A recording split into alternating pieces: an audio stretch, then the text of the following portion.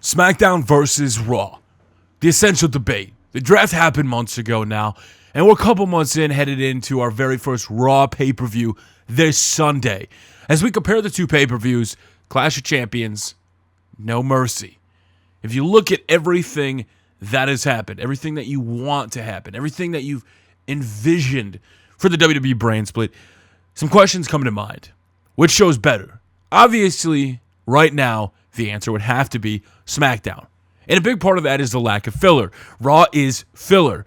And the Cruiserweight division, which debuted in a highly anticipated fashion, well, it was a great match. It was still one segment in the third hour. And with the worst Raw rating in history, or at least since, 90s, how many people actually got to see them? But here's the thing. TV ratings are down across the board. When people saw the Raw ratings, they crapped on it and immediately said Raw must have been bad. But if you looked at all the other top shows, they were still number one on cable. But here's the thing. Raw, SmackDown now. SmackDown is that show that I've gone into the writing and I've talked about because it seems like they're long booking, and stuff that starts is stuff that continues later on, and Raw just seems like they don't know what they're doing. Now, Tubby, what do you mean by that?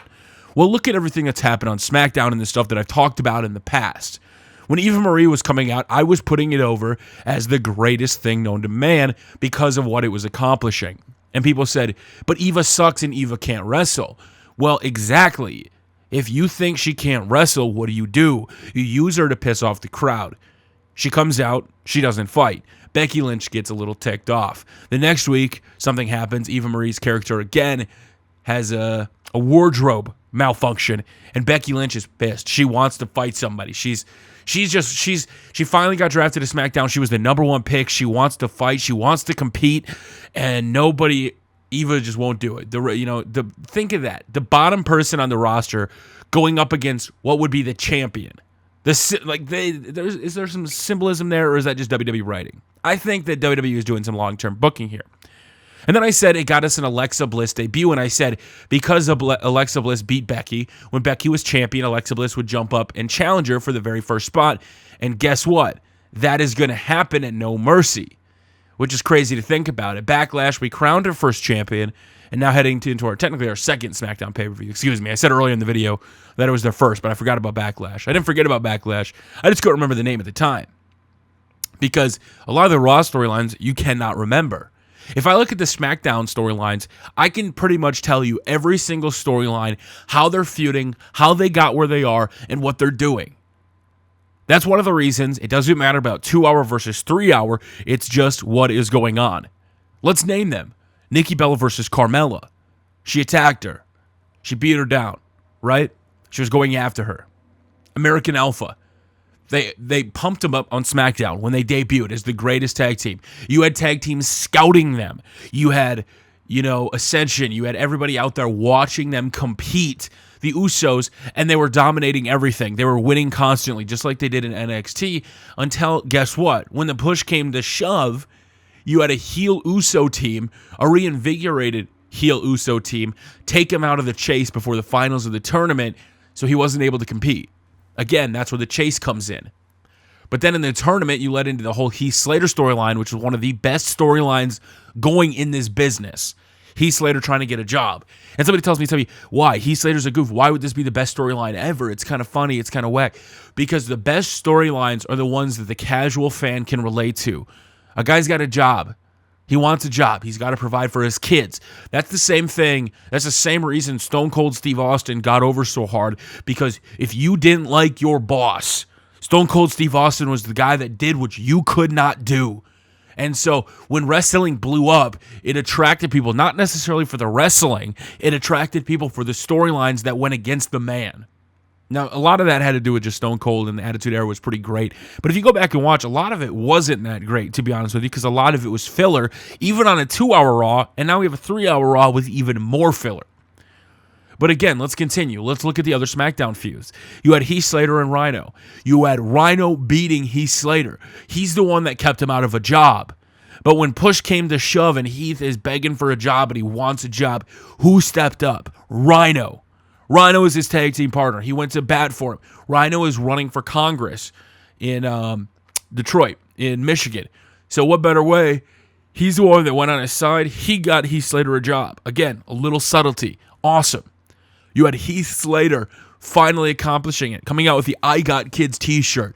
Everything that's pretty much happening on SmackDown you can relate to and you can understand and you can feel. If you look at the other matches that are happening on, you have Dolph Ziggler versus The Miz, which, maybe you're like, okay, why did he jump down from the title to the mid-card? But again, this is something where I think a lot of people miss it because we're in this mindset that Ziggler can never win, which I think eventually it's going to pay off. Something is going to happen. But again, if you look at it from the other aspect, Miz is trying to elevate the Intercontinental Championship. You had the guy that was just challenging for the WWE World Heavyweight Champion moving down to the IC. That's somewhat elevating the Miz. Miz is on one of the best runs of his life right now going against the WWE. And again, this is where the best storylines come into play. The Miz, he's champion. He thinks he's great. The never-ending tour reign of the Miz, 140-plus days, 150 now plus. You have him winning in heel tactics, just barely finding a way to win is what he should do. You have him going against Daniel Bryan. You can't wrestle. I'm doing what you can't do. But then, after he blows him up, what do you have the next week? You have the whole James Ellsworth thing, finding the partner. And I said before it happened, I'm like, oh, Miz is going to get so much heel heat when he comes out to take out James Ellsworth because ultimately in the end, Miz looked like a fool, and Daniel Bryan had the leverage he could to negotiate his contract in the next week. And what happened last week, or this week, they followed up with it with Daniel Bryan being backstage after the week before where the Miz was the guy that, kind of ran away with his tail between his legs, and now Bryan is in a position of power. And Bryan is telling him, listen, when you renegotiated a contract, if you don't want to defend the title, that's on you. Well, strip it. A new contract had that clause. People asked, what is the out? Why are they doing this storyline with Daniel Bryan? If it's not going to lead to wrestling, what is it? It doesn't have to.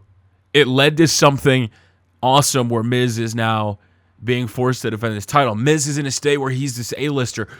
He was used to being on top, and now he's getting pressure. He's getting put back. He's getting putting in positions he doesn't like, and he's finding ways to win. In the main event, you got AJ Styles, you have Dean Ambrose, you have John Cena. You have them fighting at each other. You have a Dean Ambrose who kind of, was in a position where he probably is going to lose the rematch, but if you bring in John Cena and you kind of get him out of the picture. You have them going back and forth in that match. You had Dean Ambrose picking up the victory. You had AJ Styles, retreating on the stage. The next week, you had the confrontation between all of them where Cena returns. And Cena's sitting right there, and Cena's like, kind of teasing a heel turn. He's kind of teasing this. The only thing that he wants is the 16-time record. That's the only goal he has left in the WWE. He can be that part-timer. He can leave. He can come back because that drama, will he win or will he not break Ric Flair's record and piss off fans? Fans are going to tune in to see. They're going to want to see him lose. And for the first time in almost 7 years, or if you can go back even farther to 2006, John Cena's first clean loss on SmackDown in history to Dean Ambrose. The guy that he even challenged him. He's like, in Stone Cold podcast, you were going to step up. Well, look, it didn't work. It's those little subtleties in the writing where if we as a wrestling fan, and I'm not going to try to change you because this is what wrestling is. You have passions. You have desires. You know who you want to cheer for.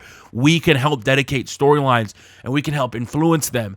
But when we stop looking at it as, okay, this guy has lost for 3 years straight. It doesn't matter. This is a new era. This is a brand split. This is a fresh start. AJ Styles lost 3 pay-per-views in a row. And I kept saying, stop saying he's buried. Stop saying this. He doesn't have to win.